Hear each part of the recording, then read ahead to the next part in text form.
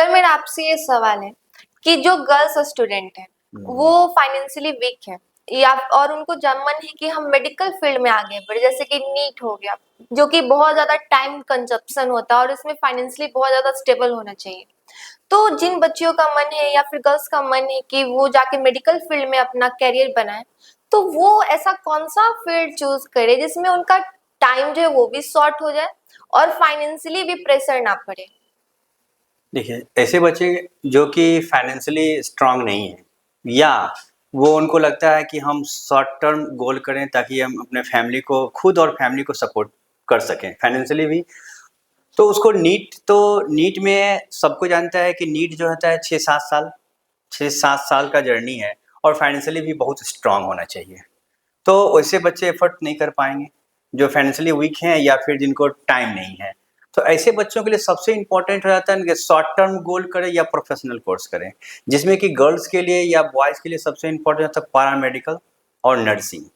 ये जो दो कोर्स होता है, जैसे पैरामेडिकल का बात करें, हम 10th लेवल पर बात करें या 12 लेवल पर, ये दोनों बेसिस पे निकलता है। पैरामेडिकल 10th लेवल पे भी होता है और 12 लेवल पे होता है। तो इसमें क्या होता है ना, किसी बच्चों के लिए इसमें सक्सेस करना आसान हो जाता है क्योंकि इसका सिलेबस जो होता है ना, जो वो अपने जर्नी में पढ़े हैं, जैसे कि आपका हिंदी हो गया, मैथ्स हो गया, वो अर्थमेटिक मैथ्स हो गया, इंग्लिश हो गया जो ग्रामर होता है, जीके जीएस होता है, और उसके बाद जितना भी कोर्स में साइंस जो होता है बेसिक साइंस होता है, जो आपको 9th-10th में आप पढ़े हैं वही बेसिक साइंस रहता है, फिजिक्स केमिस्ट्री बायो। तो ऐसे सिलेबस के अकॉर्डिंग देखें तो उनके लिए ये सक्सेस करना आसान हो जाता है। और इसका सबसे है कि ये शॉर्ट टर्म कोर्स होता है। ये 10th लेवल पर बात करें तो हम 1 से 1.5 साल लगता है और 12 बात करें तो 2 से 3 साल का होता है, और जिसमें कि ये जॉब ओरिएंटेड भी होता है। आप ऐसे भी प्रैक्टिकली नॉलेज लेते हैं तो आप प्राइवेट में भी इस फील्ड में जाके किसी प्राइवेट हॉस्पिटल में जाके आप अपने माने इकोनॉमिक स्ट्रांग हो सकते हैं, और फिर गवर्नमेंट वैकेंसी आती है तो गवर्नमेंट में भी आपको जॉब लग सकता है।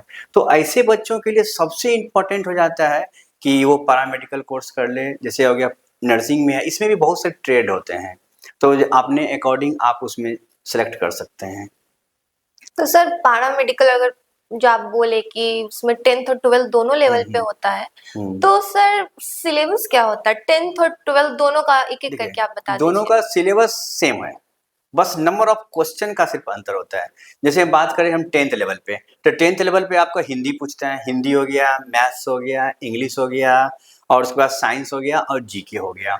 तो इसमें क्या होता है 10th और 12 जो पैरामेडिकल कोर्स होता है बिहार पैरामेडिकल का, दोनों का सेम सिलेबस है, बस नंबर ऑफ क्वेश्चन का डिफरेंस होता है। जैसे कि इसमें साइंस का बात करें 10th लेवल पे, इसमें साइंस का क्वेश्चन 50 हो जाता है और उसमें 25 हो जाता है। जैसे इसमें जीके की बात करें तो इसमें 10 रहता है, उसमें 20 हो जाता है। तो कहने में तो सिर्फ नंबर ऑफ क्वेश्चन का अंतर होता है और सिलेबस दोनों का सेम होता है। तो सबसे इम्पोर्टेंट है ये बात कि बच्चे को ज़्यादा एफर्ट नहीं करना पड़ता है, क्योंकि वो इसमें सिलेबस जितने भी है ना वो सब बेसिक हैं, जो आप बचपन से पढ़ते हैं। व्याकरण बचपन से आप पढ़ते हैं, ग्रामर बचपन से आप पढ़ते हैं, और मैथ भी वो मैथ होता है जो आप 8, 9, 10th में पढ़ चुके हों। इसके लिए आपको एक्स्ट्रा नहीं पढ़ना पड़ता है। यदि आप सच में थोड़ा सा सीरियस हो या किसी के गाइड में रहेंगे, 10th 12 में जो आप 10th में पढ़े हैं या 12 में जो पढ़े हैं, बेसिक 12 जो पढ़े हैं, वो आप अच्छे से अचीव कर सकते हैं और अच्छा रैंक ला के अपना करियर सेट कर सकते हैं। और ये सभी जॉब ओरिएंटेड होते हैं। यदि थोड़ा सा आप फोकस हो जाएं तो गवर्नमेंट जॉब ना भी मिले तो आप प्राइवेट सेक्टर में जाके अपने फैमिली को सपोर्ट कर सकते हैं। तो सर जैसे कि आप बोले कि 10th लेवल पे साइंस या मैथ पूछता है, जो वो मतलब कि 10th के क्लास के बेसिस पे पूछता होगा। हाँ, जो 10th का मैथ है, बस 10th और 8 का मैथ जो आप जो कम से 8 में जो 9 में पढ़े हैं, परसेंटेज, प्रॉफिट एंड लॉस से अर्थमेटिक मैथ जो होता है, अलजेब्रा होता है, यही सब मैथ पूछता है। और साइंस में जो आपको 9, 10th का जो साइंस है ना, अब बायो का बेसिक जानकारी जो सेल, टिश्यू, डिजीज वगैरह जो पढ़े हैं, बस उसी से पूछता है बेसिक। मतलब इसके लिए आपको एक्स्ट्रा ट्यूशन या एक्स्ट्रा नॉलेज का जरूरत नहीं है, मतलब बस घर बैठे भी आप कर सकते हैं। और सबसे बड़ी, अगर कम खर्च में और कम टाइम में आप अच्छा अचीव कर सकते हैं, अपने करियर को सेट कर सकते हैं और फाइनेंशियली आप स्ट्रांग हो सकते हैं। तो सर अंतर क्या है 10th लेवल पे अगर जो पैरामेडिकल भरते हैं और 12th लेवल पे जो पैरामेडिकल भरते हैं, दोनों कोर्स को करने के बाद बनते क्या है? देखिए, दोनों कोर्स में अंतर क्या होता है, जैसे कि आप 10th लेवल पे करते हैं तो उतना आपको जानकारी होता नहीं है सिलेबस का, तो आप ड्रेसर बोलते हैं। इनको कोर्स ड्रेसर कोर्स बोला जाता है।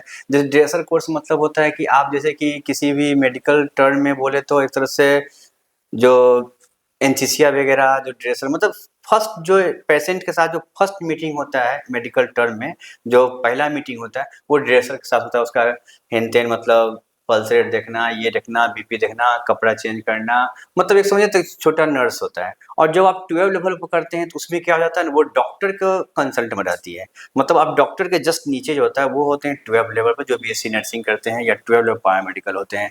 और ये जो बात करते हैं 10th लेवल पे, ये होते हैं पेशेंट के कॉन्टैक्ट में। यदि हम दोनों का बात करें तो पेशेंट के साथ जो रहते हैं, इंटरेक्ट ज़्यादा करते हैं, वो होते हैं ड्रेसर 10th पास वाले। और जो बीएससी नर्सिंग करते हैं, जो 12 पास करने बाद, वो डॉक्टर के राइट हैंड होते हैं। यही दोनों में अंतर है। सैलरी पैकेज में अंतर है, जॉब का अंतर है, हायरार्की का अंतर है। जैसे डॉक्टर के जस्ट नीचे होते हैं वो होते हैं बीएससी नर्सिंग वाले, जिसको कि आप ए ग्रेड नर्स बोलते हैं, जीएनएम एनएम बोल जाते हैं, और इनको हम ड्रेसर बोलते हैं। यानी कि हायरार्की का बात करें तो पहले ड्रेसर वाले होते हैं, फिर जीएनएम, पहले एएनएम, फिर जीएनएम, फिर डॉक्टर होते हैं। ठीक, जैसे हम बात करें एक इसका सिस्टम का बात करें, जैसे कोई भी ऑपरेशन हम जाते हैं तो डॉक्टर जो होते हैं पहले होते हैं जो इंस्ट्रक्ट करते हैं, और उसके इंस्ट्रक्शन को जो फॉलो करते हैं वो होते हैं आपके जीएनएम वाले होते हैं, जीएनएम एएनएम वाले होते हैं। और उसके बाद जो उसमें जो उसका जो जैसे कि एनेस्थीसिया दे दिए, ब्लीडिंग हो रहा है, कॉटन वगैरह या इंस्ट्रूमेंट का जो भी होता है वो ड्रेसर देखते हैं। तो ये 5 टीम का हायरार्की होता है, ये सेट होता है। बस दोनों में यही अंतर है, सैलरी का अंतर है दोनों में। टाइम इसमें 1 ईयर का होता है, ड्रेसर आपका 1 ईयर का होता है, एएनएम 2, और जीएनएम की बात करें 3, नर्सिंग 4 साल का होता है। तो कहने का मतलब है इस पे टाइम के साथ-साथ हायरार्की भी है और जॉब भी है। ऐसा नहीं है कि जॉब 10th वाले को नहीं लगेगा, ऐसा नहीं है कि जॉब 10th वाले का वैल्यू नहीं है, ऐसा नहीं है। बस थोड़ा-सा ग्रेड का अंतर है, ड्यूरेशन के हिसाब से। मतलब कि ये एक स्टेबल जॉब है किसी भी गर्ल्स कैंडिडेट के लिए। हाँ, स्टेबल इसको इन द सेंस में हम इसलिए बोल रहे हैं कि ऐसा नहीं कि जॉब लगे गवर्नमेंट के लिए। स्टेबल इस सेंस में है कि आप टेक्निकली स्ट्रांग बन जाते हैं। आपको नहीं भी आपको जॉब लग रहा है सरकारी में, तो आप प्राइवेट हॉस्पिटल में भी आप अपना इंटरव्यू देके अपने स्किल को परफॉर्मेंस दिखा के आप जॉब कर सकते हैं। और मेडिकल ऐसा क्षेत्र है जहाँ की आए दिन इसका बहुत डिमांड है, आज नहीं कल भी और भविष्य में इन फ्यूचर होगा मतलब ही। बहुत सारे वैकेंसी आते वैकेंसी रहते हैं। आते रहता है, आप वैकेंसी आए तो गवर्नमेंट में जा सकते हैं, नहीं तो अपना प्राइवेट में भी आप स्किल बढ़ा सकते हैं और अपने लाइफ में सेट हो सकते हैं। तो सर अगर आप लोग को कोई और भी इस टॉपिक से जुड़ा हुआ सवाल है तो आप सर से पूछ सकते हैं, उसको कमेंट कर दीजिएगा। Thank you.